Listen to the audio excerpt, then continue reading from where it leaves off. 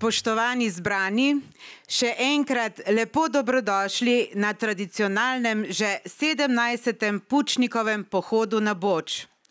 Veseli nas, da smo se tudi letos zbrali, da počastimo spomina dr. Jožeta Pučnika, človeka, ki velja za očeta samostojne Slovenije. Njegovo življenje je bilo življenje v službi domovine. Kot politik, državnik in vizionar je prispeval k neodvisnosti, demokratični ureditvi in razcvetu naše države. Jože Pučnik je rad prihajal na Boč, ki zanj ni bil le hrib. Tu je našel svoj mir, se povezal z naravo in si nabral energijo za svoje delo za Slovenijo. Prav zato je današnji dogodek tako poseben. Združuje nas spomina človeka, ki je oblikoval našo zgodovino in pustil trajen pečat, ki nas še danes navdihuje. Po čudovitem pohodu in sveti maši, ki smo jo pravkar opravili, smo se zbrali tukaj, kjer bomo nadaljevali s kratkim kulturnim programom in nagovori, ki so iskren poklon Pučnikovemu življenju, njegovim vrednotam in predanosti domovini. Glasba kvarteta Pušeljc, ki bo odmevala, nas bo spomnila na prijetne trenutke, toplino in prijateljske vezi, ki jih je Jože Pučnik vedno cenil. Med nami pa lepo pozdravljam poslanca Državnega zbora, gospoda Bojana Podkrajška in gospoda Antona Šturbeja. Državnega svetnika, gospoda Milana Ozimiča. Predsednika Slovenskega gorniškega kluba Skala, dr. Antona Žunterja. Nekdanjega ministra za notranje zadeve, dr. Vinka Gorenaka. Predsednika Slovenske demokratske mladine, Luka Simoniča. Predsednico Krščanskega foruma Slovenske demokratske stranke, Moniko Gregorčič. Duhovnika in strokovnega direktorja Zavoda Antona Martina Slomška, dr. Ivana Štuheca. Podžupana občine Rogaška Slatina in predsednika občinskega odbora Rogaška Slatina, gospoda Janija Božaka. In pa predsednika Slovenske demokratske stranke, Janeza Janšo.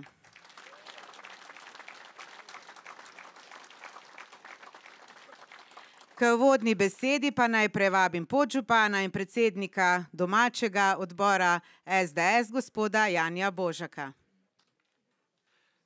Spoštovani predsednik Slovenske demokratske stranke, gospod Janez Janša, spoštovani visoki gostje, spoštovani predsednice in predsedniki občinskih odborov SDS, članice, člani, simpatizerji, podporniki in prijatelji Slovenske demokratske stranke, vsem navzočim dobrodošli na 17. tradicionalnem Pučnikovem pohodu na Boču, dobrodošli v občini Rogaška Slatina.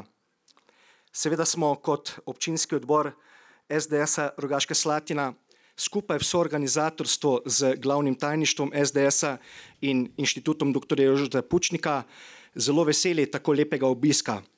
Vem in verjamem pa, da smo danes najbolj veseli tega, da je med nami naš predsednik Slovenske demokratske stranke, gospod Janez Janša.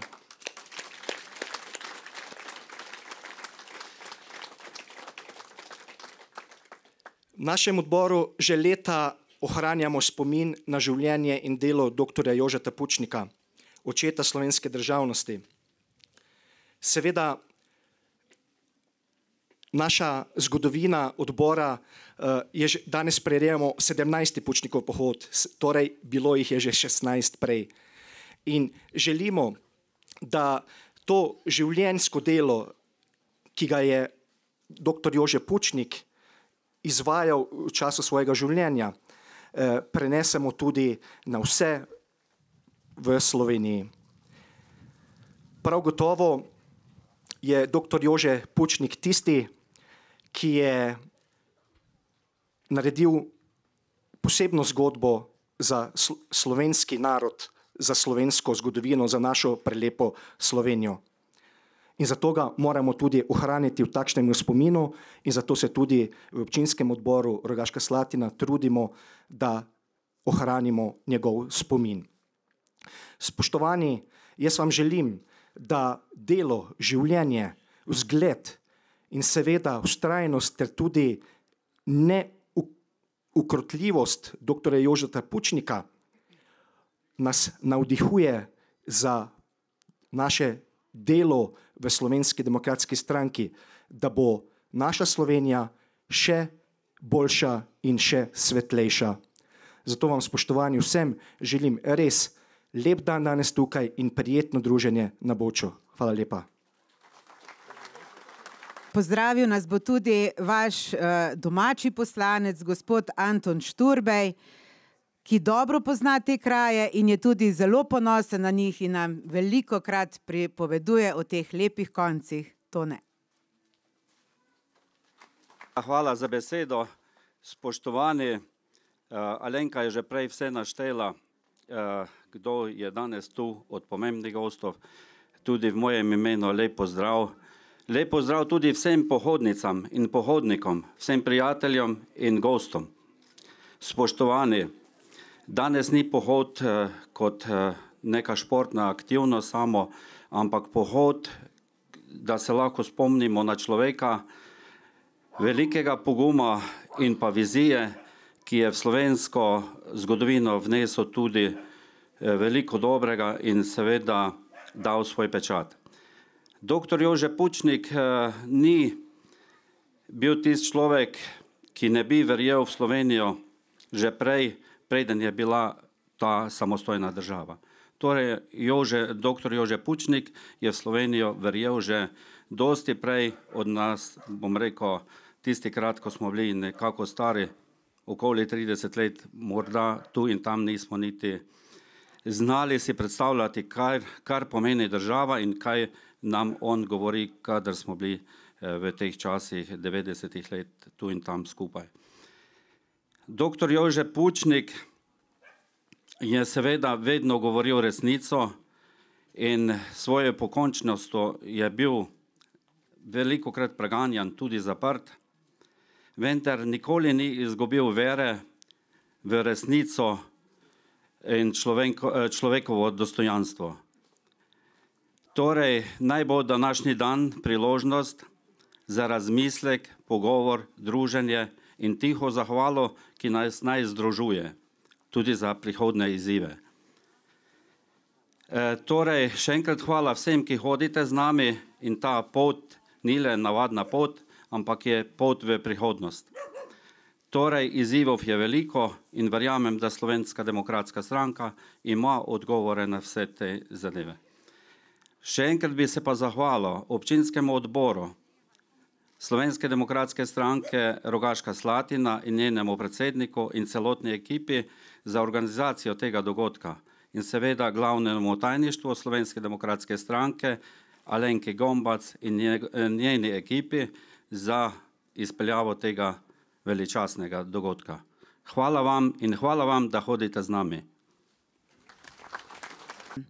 Naš predsednik nas tudi uči in vedno znova opozarja na izjemno pomembno delo dr. Pučnika ter skrbi, da njegov spomin in njegovo delo vedno ohranjamo kot bistveno vrednoto naše stranke.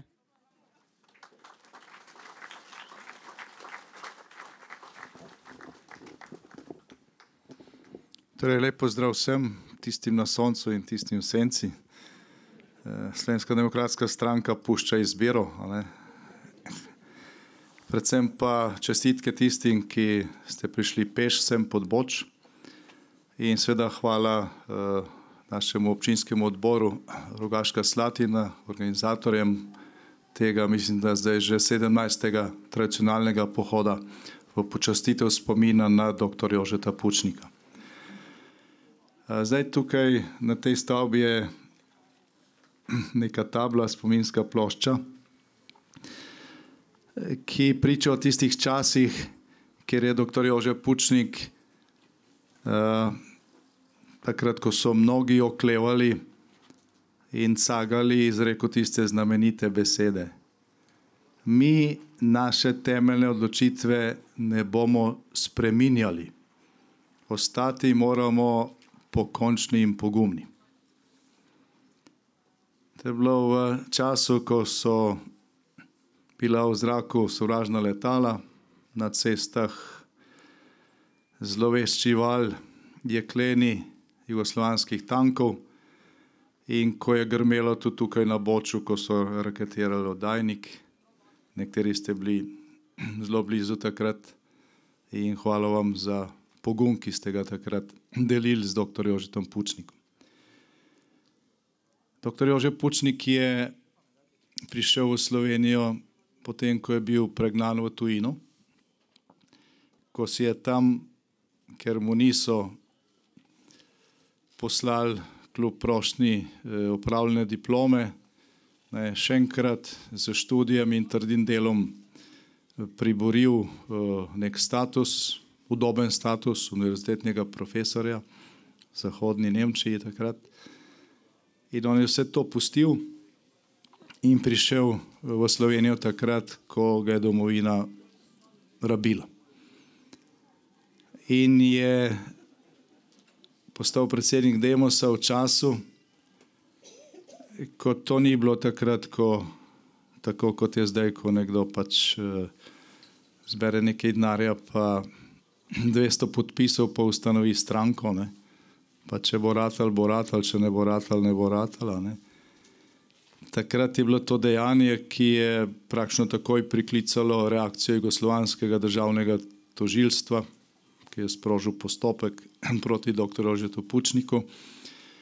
In ko je verjetno dr. Jože Pučnik prišel na prvo mesto seznama Krim, ki ga je imela takratna tajna politična policija oziroma UDBA, za politične nasprotnike, ki jih je bilo potrebno, ki so bili razvrščeni v 3 skupine. Prvo se likvidira, drugo se zapre na zaprto območje Borovec, Kočevska reka, tretjo pa se še ostreje nadzoruje. Zdaj, ta načrt je veljal praktično vse do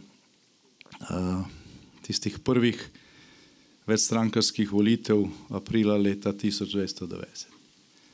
Skratka, dr. Jože Pučnik je vzor ne samo zaradi stališč, ki jih je imel, zaradi političnega prepričanja, zaradi načel, ampak tudi ali pa predvsem zaradi poguma, ker nič od znanja, nobeno znanje ne bi pomagalo, ne?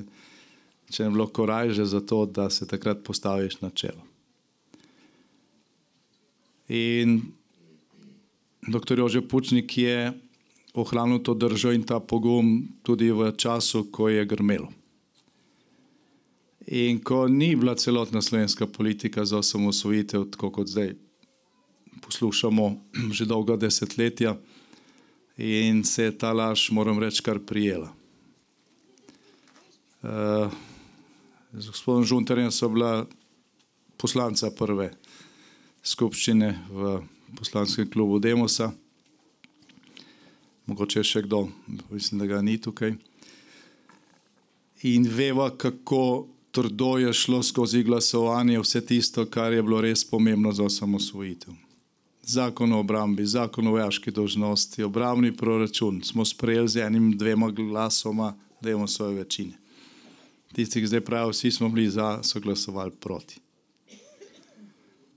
Zdaj, pred kratkim je bil odkrit tudi posnetek najpomembnejšega glasovanja v zgodovini Slovenije. Glasovanja 25. junija leta 1991 za temeljno ustavno listino. To je akt, s katerim je Slovenija implementirala, uresničila plebiscitno odločitev, ki smo jo prej izglasovali decembra leta 1990. V temelju ustavne listini o samostojnosti in neodvisnosti Republike Slovenije pač piše, da Slovenija zdaj prevzema realno oblast na svojem ozemlju in postaja neodvisna država. V takratni skupščini nas je bilo 240 poslancev oziroma delegatov. Demos je imel 127 glasov na začetku, potem pa se je to že malo sulo, ker del zelenih ni bil za. Skratka, šlo je za pičlo navadno večino, ni pa imel dvotretjinske večine in to so bili akti, ki se sprejemajo z ustavno oziroma dvotretjinsko večino. No, za ta ključen akt nas je glasovalo 180. Dovolj za dvotretjinsko večino, ampak komaj. 60 delegatov je bodisi bojkotiralo zasedanje parlamenta, bodisi so glasovali proti, bodisi so se vzdržali. Zdaj je ta posnetek na voljo in si lahko to ogledate. Na posnetku se tudi vidi, kdo je ploskal, pa je bil vesel, kdo ni bil vesel. Zdaj obrazi ne lažejo, ker je šlo za zelo dramatičen trenutek. Skratka, ni bilo vse tako samo po sebi umevno, tudi zdaj, ko gre za naše vrste in naše odločitve. Slovenski narod je bil enoten, imamo empiričen dokaz za to. Na plebiscitu smo si sami napisali sodbo, ta je bila veličastna, priča o enotnosti naroda. Ta enotnost je bila ključna tudi zato, da smo zdržali potem, ko so prišle te preizkušnje. Ampak slovenska politika je bila pa razdeljena. Od levih poslancev je manj kot polovica glasovala tudi za temeljno ustavno listino.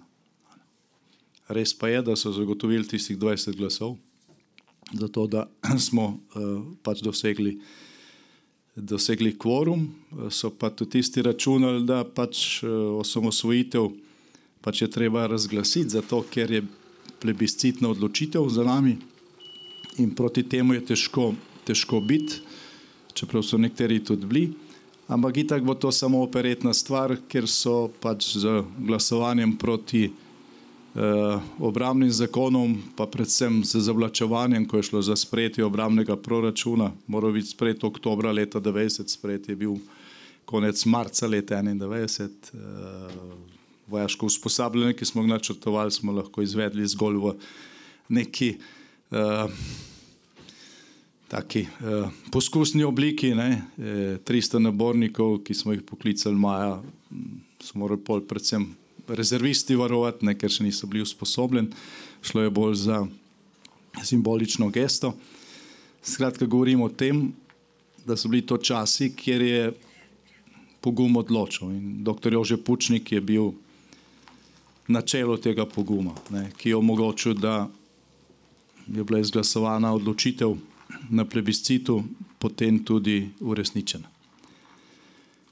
Je pa dr. Jože Pučnik bil tudi nekdo, ki je glede časa, ki ga danes živimo, napisal nekaj stavkov, pravzaprav celo knjigo, ki omogoča boljše razumevanje tega, kar se danes dogaja. Prej dr. Štuhec rekel pridigi, da pač, če bi dr. Jože Pučnik, ki se je mnogo prezgodaj poslovil, zdaj doživel te naše čase, je bil zelo razočaran. Verjetno si res ni predstavljal takrat, kaj bomo še doživeli v tej novi svobodi. No, ampak on je že leta pred osamosvojitvijo in prej smo mi sploh razmišljali o teh stvareh, napisal knjigo, ki je dal naslov Kultura, družba in tehnologija.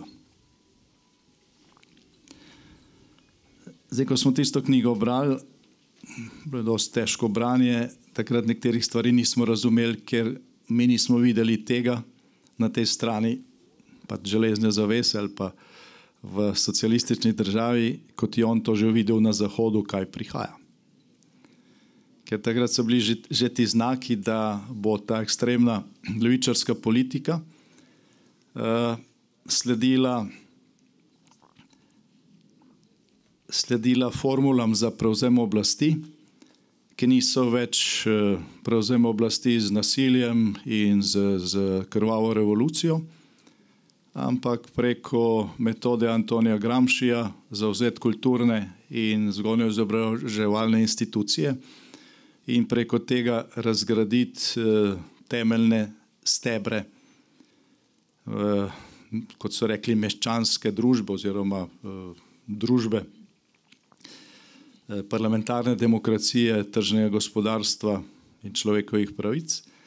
In potem, ko se ti stebri razgradijo, pač ni potrebna nobena sila za to, da se osvoji oblast, ker pač ko teh vrednot ne bo več, tega tudi nihče več ne obrani.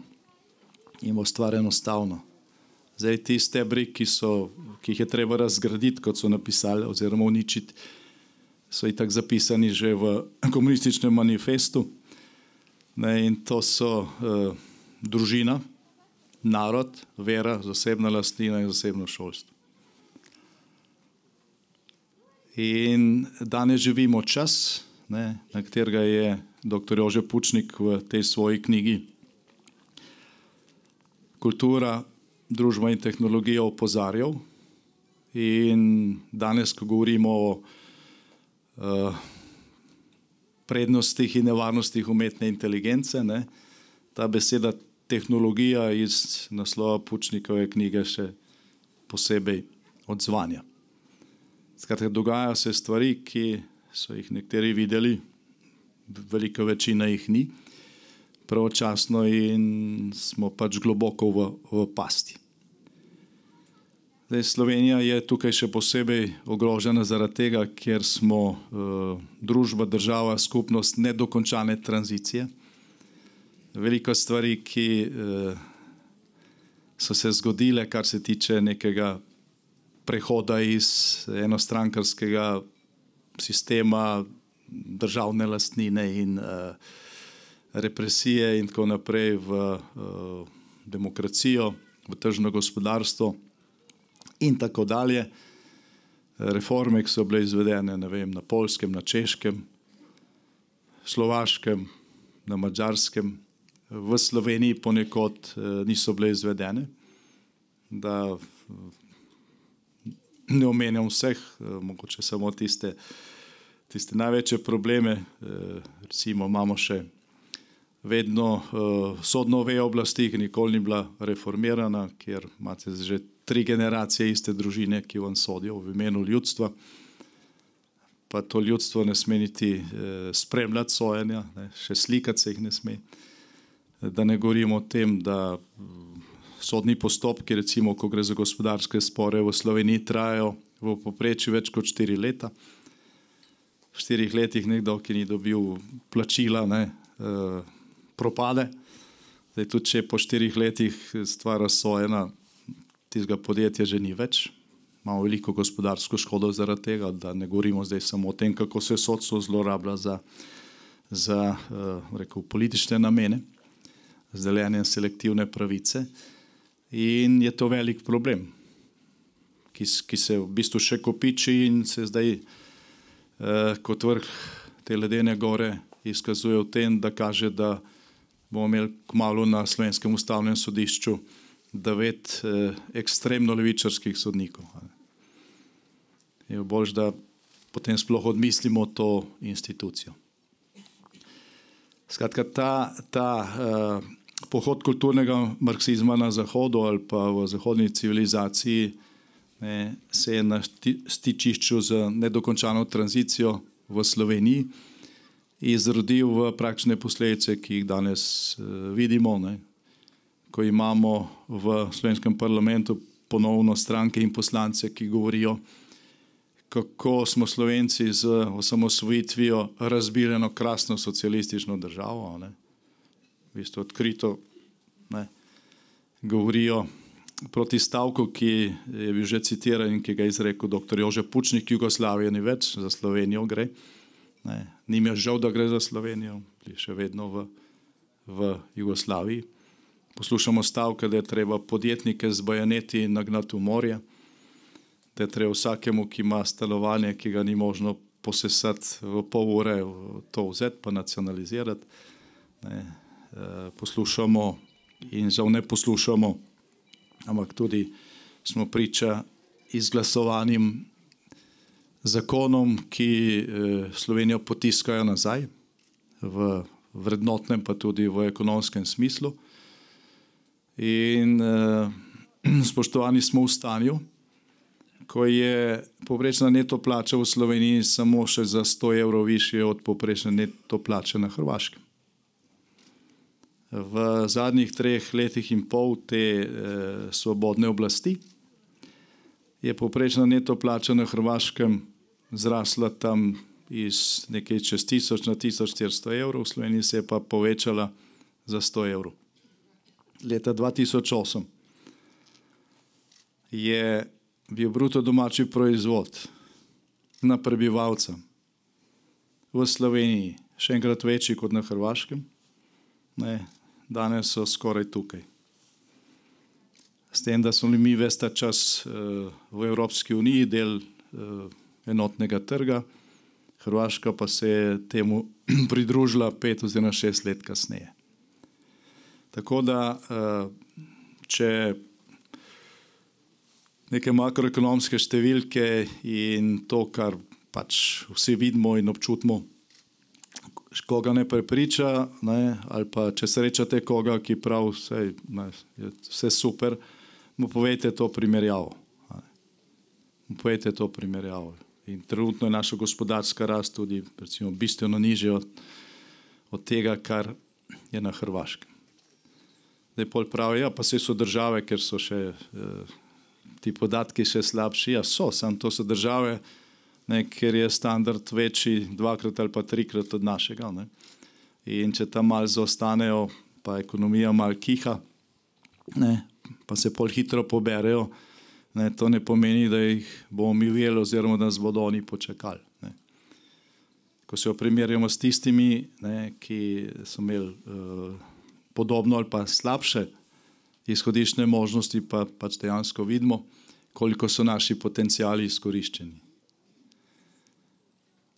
In to ob tem, da smo še vedno isti narod, ki je imel dovolj poguma, da se je osamosvojil.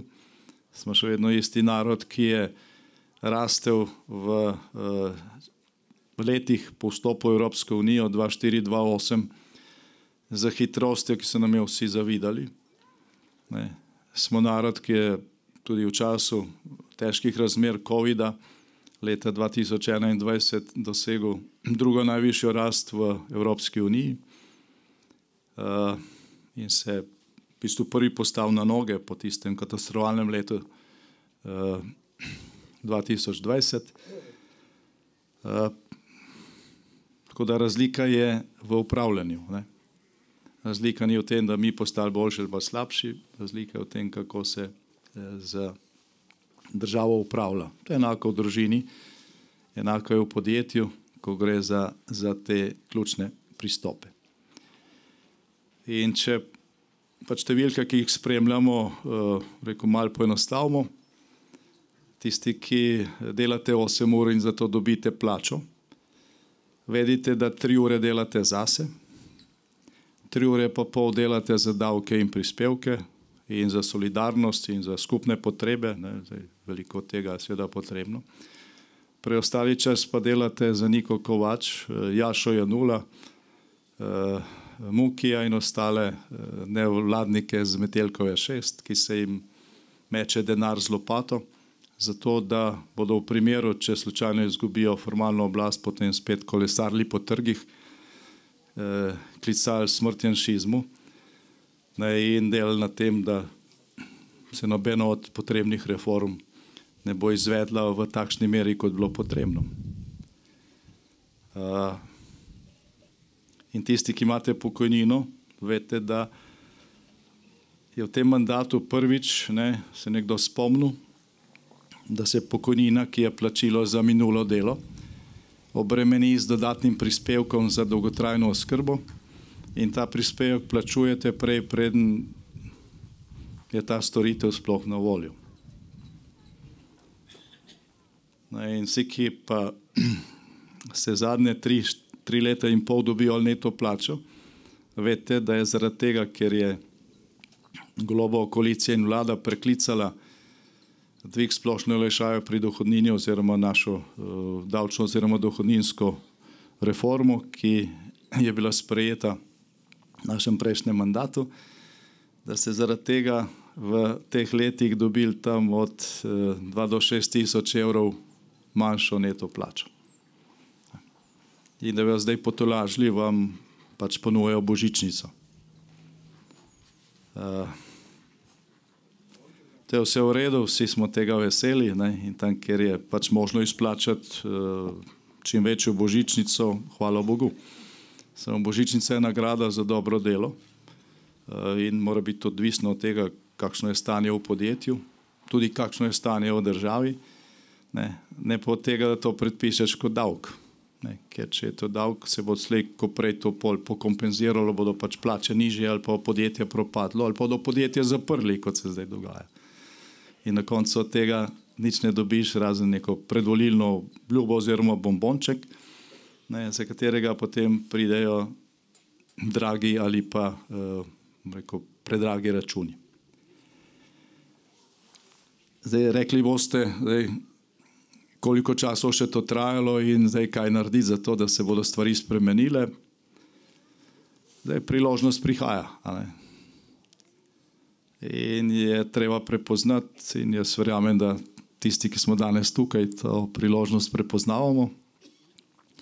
Je pa treba odpirati oči tudi naprej, tudi drugim. Volitve bodo, ne bom rekel 100%, ker spomnimo se, da je bilo leta 2018, ko je takratni predsednik vlade Miro Cerar odstopil malo pred volitvami, pa smo imeli pol predčasne volitve en teden pred rednimi. Skratka, v Sloveniji so vedno možno presenečenja, ampak recimo, da tega ne bo, se pravi, bomo šli na volitve 22. marca. En teden pred svetno nedeljo. Do takrat je še nekaj mesecev in v teh mesecih se bo ustvarilo takšno ali drugačno vzdušje, na podlagi katerega so da potem ljudje odločali, ali na volitve sploh iti ali ne, in kako glasovati. Zdaj, problemi, ki so se nakopičili v tem mandatu, so takšni, da na teh volitvah ni dovolj zgolj neka zmaga. Recimo, kot smo jo dosegli leta 2018, ko je Slovenska demokratska stranka sicer zmagala z veliko razliko, ampak so potem praktično vsi ostali naredili neko začasno vlado proti nam, ki je potem razpadla takrat, ko je prišla epidemija in prva resna preizkušnja. Za takšno večino se teh problemov, ki so se nakopičili, enostavno ne da reševati. Zato je Slovenska demokratska stranka na zadnjem kongresu ponudila program pod naslovom Koalicija z volivci za ustavno večino razuma. Zato, da se stvari popravijo, da se premaknemo iz te točke, ko drsimo nazaj. Ni dovolj zgolj neka navadna večina, ki je potrebna za sestavo vlade, potrebujemo ustavno večino razuma, ki bo pri nekaterih stvareh potegnila zavore, pri drugih omogočila, da se tranzicija konča in pri tretjih poskrbela za to, da bomo Slovenci izkoristili svoje potencijale, uveljavili meritokracijo, ker bodo ljudje napredovali in bili nagrajeni po delu in rezultatu dela in po trudu, ne pa potem, ali si levičar ali nisi levičar. In kjer bomo Slovenci lahko pač zadihali z obema kriloma naših pljuč. Brez izključevanja in brez tega, da je glavni volilni program levih strank to, s kom ne bodo sodelovali. Če slišite od nekoga, da je to prvi program, potem vedite, da programa nima.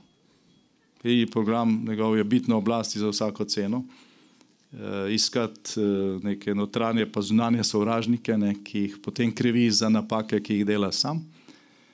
In rezultat tega je pač, da drsimo navzdol in da nas prehitevajo države, ki so nam še krepko gledale v hrbet po razvitosti, po blagini, po povprečni plači 10 ali pa 15 let nazaj. Vprašanje je, ali je slovensko volilno telo po tej plejadi novih obrazov, že tam, da ne večinsko, ampak z veliko večino to prepoznava. Jaz ne vem, vi ne veste, zvedeli bomo na volilni dan. Se pa da do takrat veliko oči odpreti. In tukaj se ne splača ukvarjati s tistimi, ki so veseli tega stanja, ker imajo pač privilegije in je fajn, da vi delate za njih in oni bodo te privilegije branili, a ne? Niti s tistimi, ki zaradi nekega ideološkega betona niso sposobni pogledati čez prak. Je pa tukaj na 100.000 ljudi, ki so to sposobni, vendar ne volijo. Mi smo delali na raziskavo spomladi, ki je pokazala, da je največja skupina med 30%, ki jo v Sloveniji skoraj nikoli ne voli, da so to ljudje, ki so najbolj kritični do tega stanja. Vendar ne grejo na volitve, ker mislijo, da s tem protestirajo proti temu stanju. To so volivci, ki niti ne spremljajo podrobneje, kar se dogaja, imajo običajno slab socialni položaj in je neodhod na volitve nek izraz uporništva.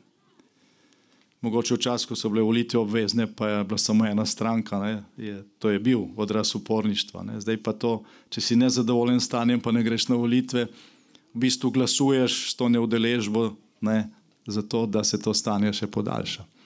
Samo to je treba ljudem razložiti, ker do njih, do te kategorije nevoljivcev ne boste prišli preko Facebooka ali preko ekranov, preko medijev, ker tega več ali manj ne spremljajo.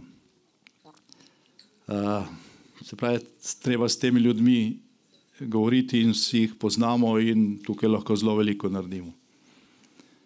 In potem druga največja kategorija med nevoljivci so tisti, ki pravijo, da ne gredo na volitve zato, ker so vsi isti, pa da en glas itak nič ne spremeni. Kaj bo moj glas? En glas spremeni vse. En glas je najmočnejše orožje v demokraciji. Lahko si reven, lahko si bogat, lahko si Skozjanskega, lahko si iz centra Ljubljane, imaš en glas. To je najmočnejše orožje in orodje v demokraciji, najmočnejši instrument, samo se je treba tega zavedati. Ljudje, ki pravijo, itak nam šel voliti, ker so vsi isti, nič se ne spremenilo, tudi ne spremljajo podrobneje dogajanj, ne hodijo na zborovanja, ne gledajo soočen, običajno niso digitalni, hodijo pa v gostilno, na veselico, tam, kjer se pač ljudje družimo, planinsko kočo recimo, tam jih srečate in tam govorite z njimi. Ker če govoriš z njimi, se jih pač da prepričati. Če pa ne, pa ostanejo nevoljivci. In en od trikov tranzicijske levice v Sloveniji, zato da bodo skosili po večino časa na oblasti, kar jim je tudi uspelo, je ravno to, da se tiste, ki so nezadovoljni stanjem, drži stran od volilnih skrinjic. In kot rečeno je to delovalo, letos se veliko govori o 80. obletnici konca druge svetovne vojne in tega, ko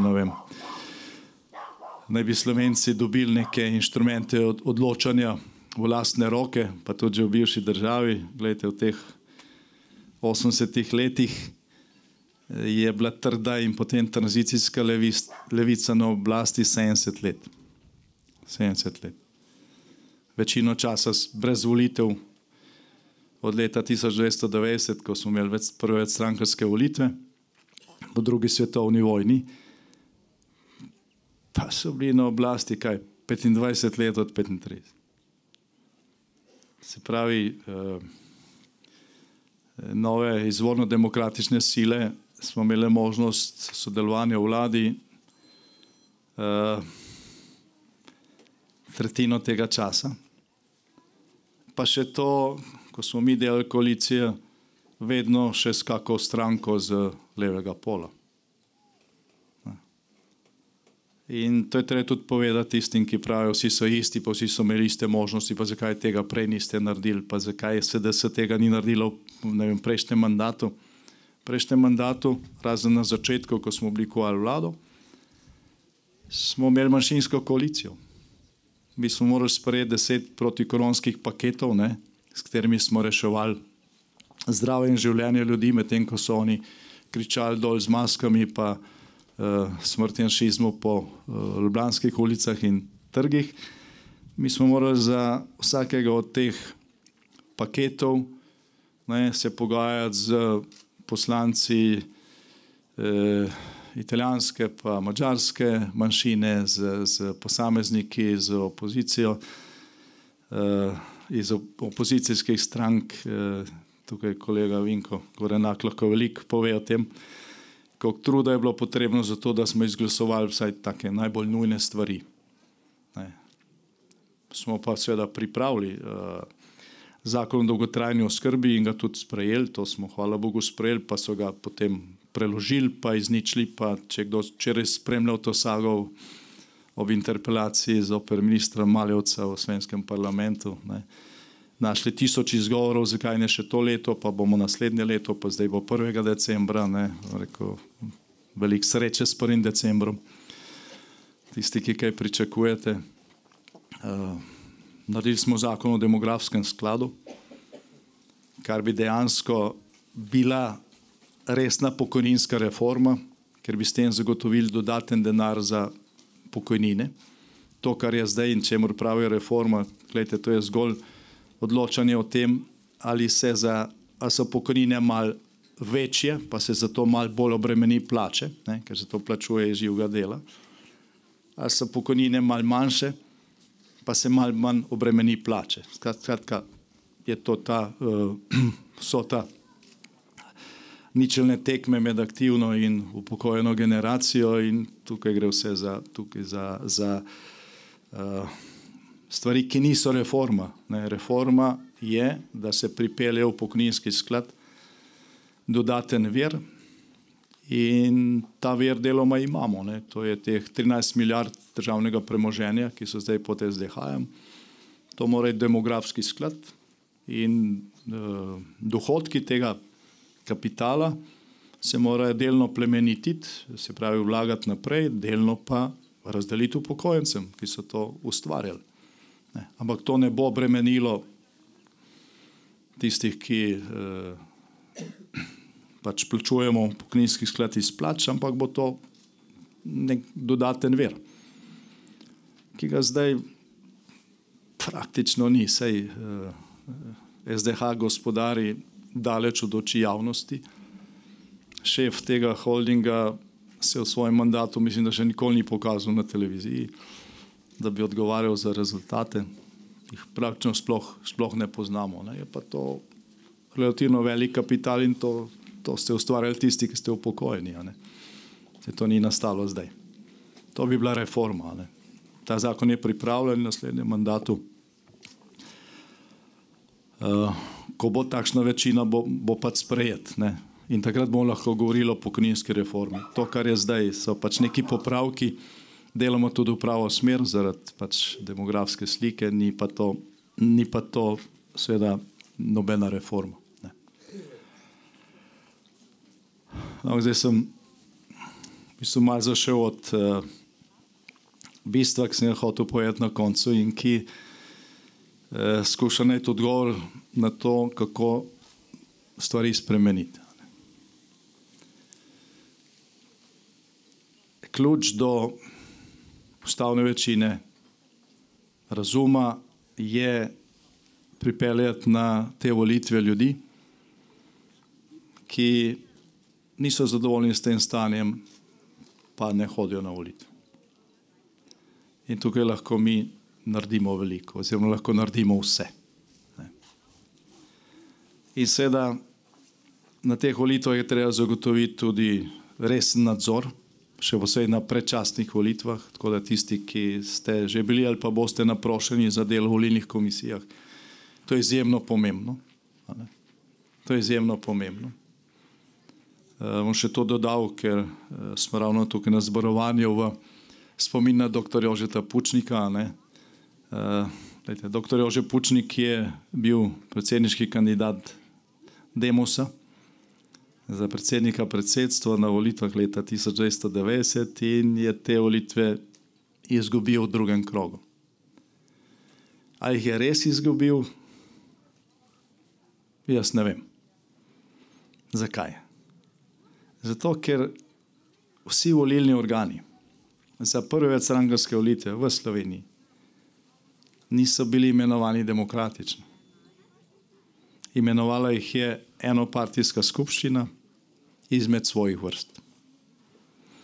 Mogoče kje na podeželju je bilo to bolj pluralno, ampak v večjih centrih so v volilnih odborih sedeli isti ljudje, ki so prej sedeli 20-30 let, na raznih samoprispevkih in tako naprej, in ki so vedno skrbeli, da je partija na volitvah dobila 100%, včasih celo 102%. Jaz sem takrat Demosovem volilnem štabu in so se s tem veliko ukvarjali, ker nismo mogli imenovati ljudi v volilne odbore, smo pač iskali zaupnike na voliščih. To je bil nek edini tak legalen formalni inštrument za to, da se tiste volitve nadzorujejo. In smo uspeli veliko volišč pokriti z zaupniki.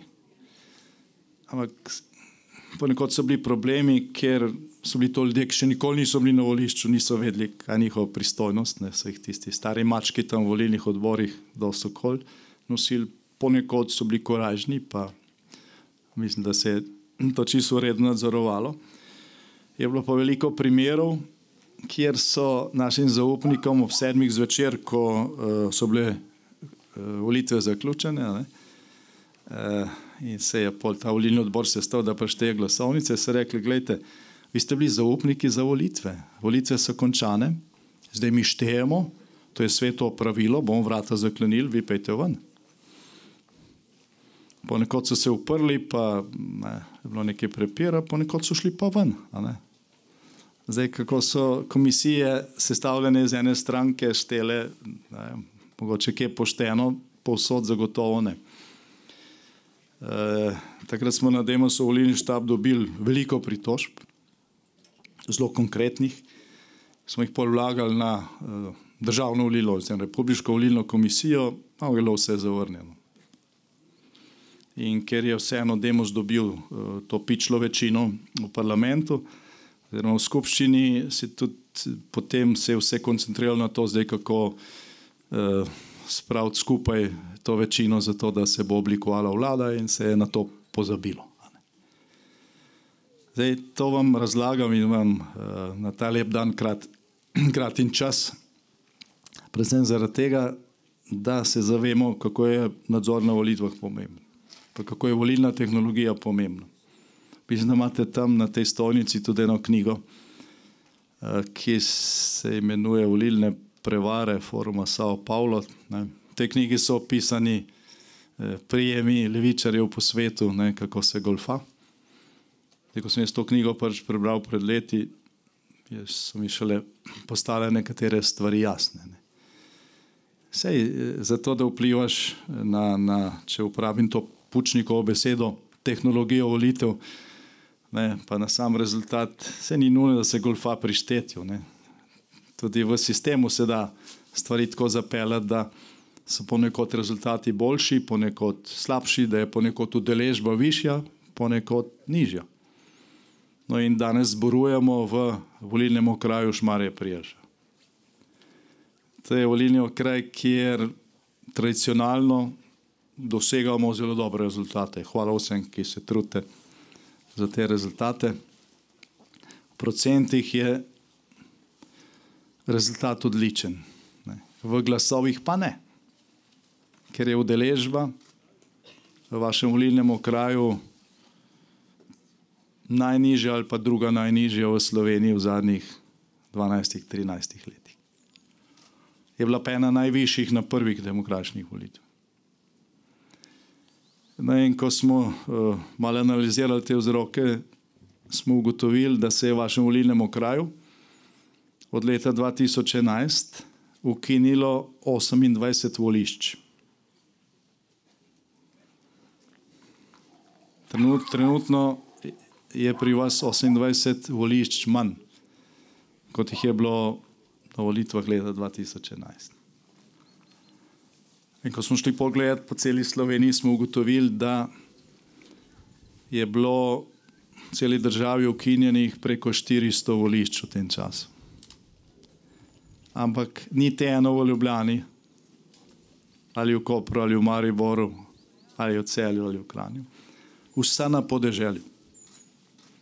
Pod različnimi izgovori, češ, da niso dostopna za invalide, pa so ga ukinili. Zdaj, prej ni bilo mogoče dostopno za enega invalida, pa je komisija prišla dol po štengah, pa mu je dala glasovnico. Zdaj, ko so ukinili, pa ni dostopno za nikogar. Razumete? Pa je to kar nekako šlo. In to je v glavnem pristojnost okrajnih volilnih komisij. Tako da, gledajte, če hočete povečati volilno udeležbo v vašem okraju, potem morate vsaj, tam se poznate stanje, pa poslanec se tudi s tem ukvarja, predsednik tudi, omogočiti, da bodo ljudje volili doma, da se ne bo treba voziti kilometre in kilometre stran, ker nima vsak te možnosti, pa tudi pol, če nekdo že glih na meji, pa mora iti daleč do volišča.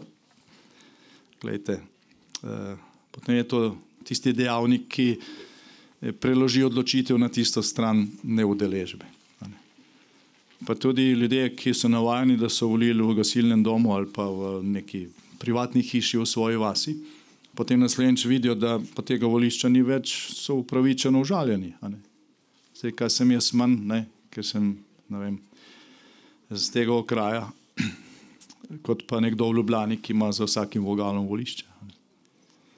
To je tudi napad na, rekel, enakost volilne pravice.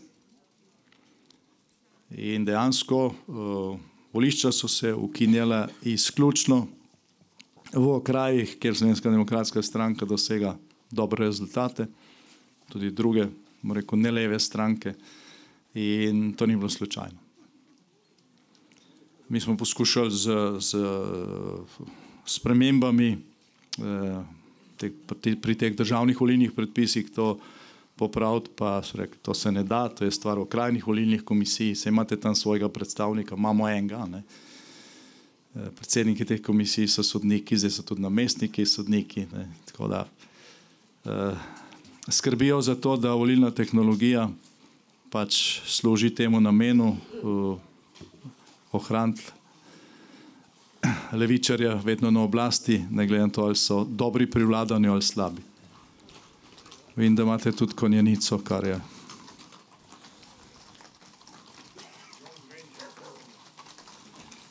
Kar je v redu, tako da naslednje leto lahko pohod kombiniramo, še s kako konjeniško enoto. Bi prišla prav. No, ampak zdaj končajmo to, kar se tehnologije tiče. Nadzor na volitvah, ko gre za predčasne volitve, absolutno tukaj, to ni tak problem, je pa velik problem v mestih.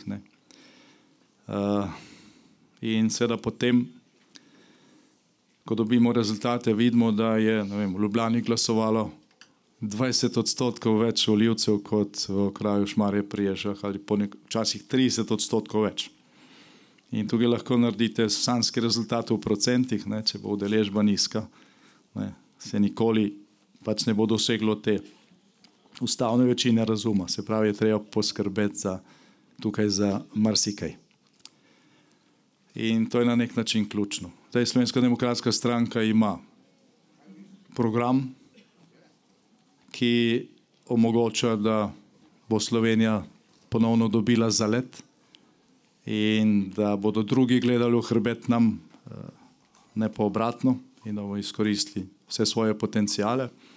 Imamo izkušnje, imamo ekipe, nam ni treba iskati ministrov, ne vem, po nevladnih organizacijah, kjer so ljudje, ki še nikoli niso nič delali, pa pol postanejo ministri za delo. In tako naprej. In nismo več naivni.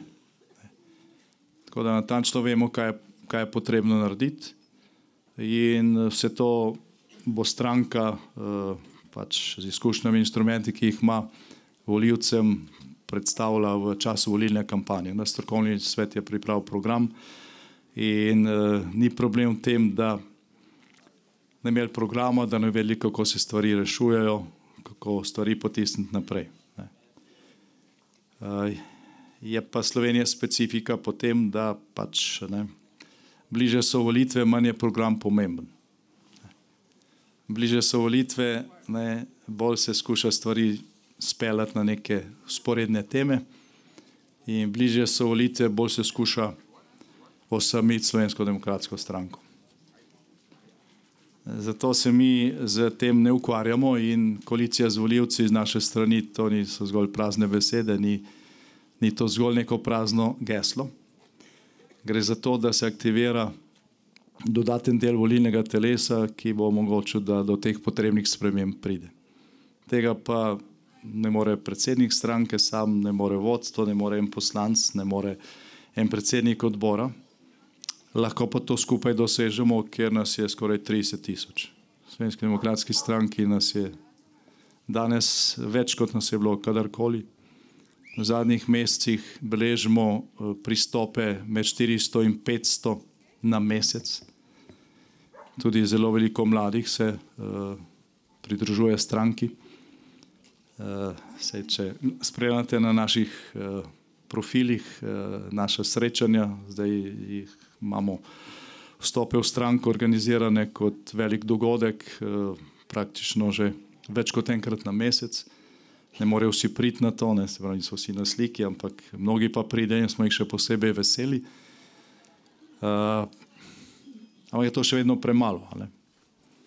Do začetka volilne kampanje rabimo še nekaj tisoč novih članov. Vsak nov član je tudi nov medij danes, kot digitalna tehnologija, in smo pri tej zadnji Pučnikovi besedi omogoča, da nismo več toliko odvisni od osrednjega medijskega prostora.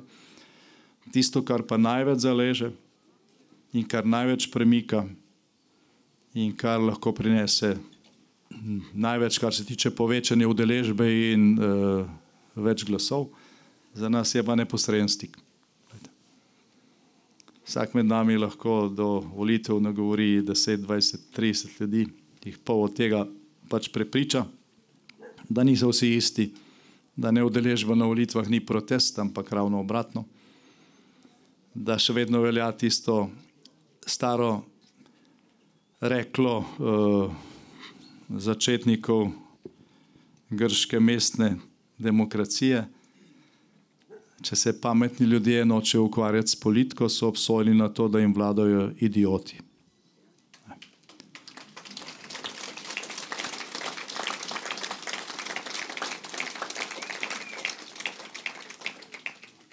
In kadar srečate nekoga, ki ga imate za pametnega, pa prav, da ne bo še voliti, se spomnite tega gesla.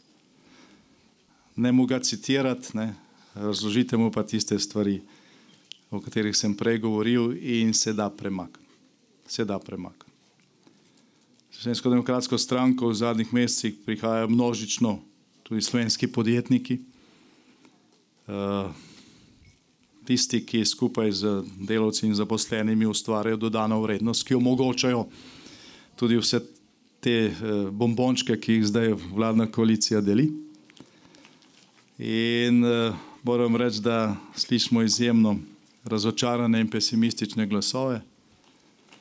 Ljudi, ki so ustvarili cvetoča podjetja v Sloveniji, ki imajo pa zdaj zaradi davčnega primeža, birokracije, raznih postopkov, teh norih idej, ko se jim nek strošek naloži konec leta, ti moraš pa stroške planirati seveda v začetku leta. Razmišljajo o zapiranju podjetij, o selitvi podjetij v sosednje države, in to se dejansko dogaja.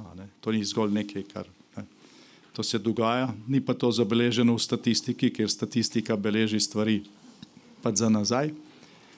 In ta kategorija, mislim, da bo na teh volitvah prešla iz tistega pasivnega dela volilnega telesa v aktivni in je to, rekel, izjemno dragoceno, ker to je ustvarjalni del slovenske družbe, od katerega je v veliki meri odvisno, kako se stvari premikajo, ne. Bo pa v veliki meri odvisno tudi, kakšen bo volilni rezultat. In še enkrat volilnemu kraju Šmarje pri Jelšah čestitke za, rekel, izjemne procente. Čaka nas pa še veliko dela pri povečanju števila glasov in povečanju volilne udeležbe. Tako da tisti, ki ste od tukaj, res pomagajte našemu poslancu, predsedniku odborov, da delamo na tem, pomagajte jim pri tem, ko bodo iskali recimo mesta za nadomestna volišča tam, kjer so bila ukinjena, ne, ker ponekod je tudi to problem, ker nihče noče dati prostora za to. In v seštevku bo to privedlo do rezultata, ki nam bo omogočil ustavno večino razuma, če ne v prvem, pa v drugem koraku. Slovenska demokratska stranka ni od včeraj. Rastemo, smo vedno močnejši, smo tudi bolj potrpežljivi, znamo počakati, vemo pa, kakšna škoda nastaja v tem času in kakšni dodatni napori bodo potrebni za to, da jo pač odpravimo. So pa tukaj optimistični znaki, veliko se vseeno premika pod površjem. Eden od teh najbolj optimističnih znakov so ti premiki v mladi generaciji, ne, ki jih mi zaznavamo preko vstopov v stranko. Luka, zdaj imate že 100 odborov, ne, Slovenske demokratske mladine v Sloveniji. Zdaj prvič po 20 letih imamo tak trend, pa tudi ankete zaznavajo, da mlada generacija tam od 18 do 30 let, kar se tiče vrednot, ponovno bolj razmišlja normalno kot tista srednja generacija, ki je nekako padla nekam vmes. Ni pa povsod enako vse in seveda volivce je možno dobiti rekel, v vseh kategorijah in polje, ki ga je potrebno orati, je zelo široko. Zdaj, jaz vem, da smo te besede izgovarjali tudi doslej, praktično v vsaki volilni kampanji, pa pred vsakimi volitvami. Te volitve so pa res pomembne, so usodne, so odločilne. In jaz moram reči, da vsake od teh volitev so bile zelo pomembne. Srečujemo ljudi, ki niso glasovali za nas, ki so glasovali za svobodo. Leta 2022 pa se zdaj tolčejo po glavi, ne. Pa kakšen od njih to tudi že javno pove. Ampak ne, okay, za naprej je to spoznanje super, ne. Za nazaj se pa stvari ne da popraviti. Ne. Tako da zdaj je dejansko čas, ko se je pač potrebno koncentrirati na volitve, na glasove, pustiti druge stvari, kar se tiče, ne vem, bi bilo mogoče to boljše v stranki, ono boljše, ta predsednik, on predsednik, zdaj ni čas za to. Da je pač treba strniti vrste, usmeriti svojo energijo v pač dobro kampanjo, predvsem pa v individualno prepričevanje volivk in volivcev. Nekaj, kar je najbrž najtežje, ne? Saj to vsi vemo, je pa to hkrati nekaj, kar edino prinese zelo resne rezultate in te resne rezultate rabimo, zato ker Slovenija potrebuje ustavno večino razuma in Slovenska demokratska stranka je edina sila, ki lahko to večino zgradi z našimi skupnimi napori. Želim vam lep dan še naprej, hvala za udeležbo, čestitke vsem, ki ste prišli peš sem, spodbuda naj bo to ostalim, ki ste prišli z avtom, čeprav tudi z avta je lep razgled po teh lepih krajih, čuvajte jih lepe še naprej, Bog živi Slovenijo.